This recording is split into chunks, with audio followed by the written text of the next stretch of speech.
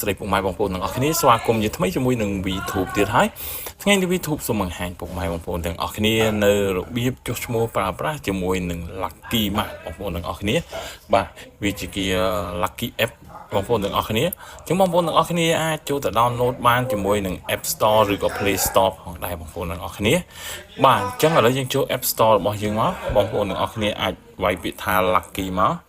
បាទយើងវាយពាក្យថា Lucky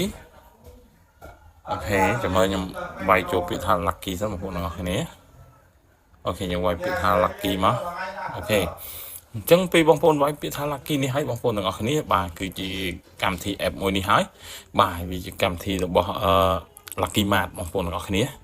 បាទអញ្ចឹងយើងយកពាក្យថា open មកពេលបងប្អូនទាំងអស់គ្នាបាន download រួចហើយបងប្អូនទាំងអស់គ្នាបាទ sign up ចុះឈ្មោះរបស់វាបាទជាមួយនឹងលេខទូរស័ព្ទរបស់យើងផ្ទាល់បងប្អូនទាំងអស់គ្នាអូខេឥឡូវយើងពេលយើងវាយឲ្យបងប្អូនទាំងអស់គ្នាមើលបញ្ជាក់មកថាលេខទូរស័ព្ទបងប្អូនទាំងអស់គ្នាត្រឹមត្រូវហើយឬនៅបាទហើយបើសិនជាបងប្អូនទាំងអស់គ្នាមាន account បាន log in រួចរាល់ហើយបងប្អូនអាចចុចពាក្យថាកន្លែង log in នេះអញ្ចឹងសម្រាប់បងប្អូនទាំងអស់គាត់អត់ទាន់បានចុះឈ្មោះប្រើប្រាស់ទេគេដាក់ sign up នេះគឺបងប្អូនទាំងអស់គ្នាវាយនៅខាងលើនេះបងប្អូនទាំងអស់គ្នាបន្ទាប់មកបងប្អូនយកពាក្យថា join now មកបងប្អូនបន្ទាប់មកវានឹង load លេខកូដ6ខ្ទង់មកយើងបងប្អូនទាំងអស់គ្នាបាទជាលេខកូដ6ខ្ទង់យើងចុចពីលើនឹងមក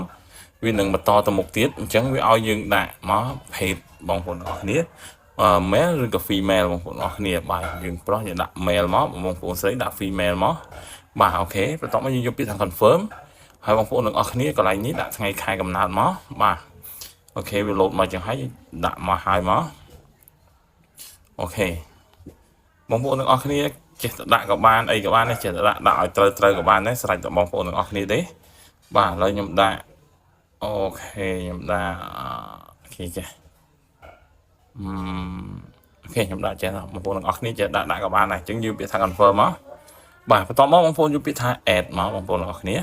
បាទយើងរងចាំវាមួយ plate មកជាការស្រេចបងប្អូនទាំងអស់គ្នាអញ្ចឹងពេលចូលមកដល់កន្លែងនេះបងប្អូនទាំងអស់គ្នាអាចចុចមើលនៅគ្រប់នៅកន្លែងនេះបានហើយខ្ញុំនឹងបង្ហាញនៅពេលក្រោយថាវាមានអីប្លែកចំពោះយើងពេលយើងទិញទៅនៅក្នុង app នឹងអញ្ចឹងវាមាន promotion អីខ្លះហើយបងប្អូនកន្លែងនេះបងប្អូនចុចពីលើមកបងប្អូនទាំងអស់គ្នានឹងឃើញ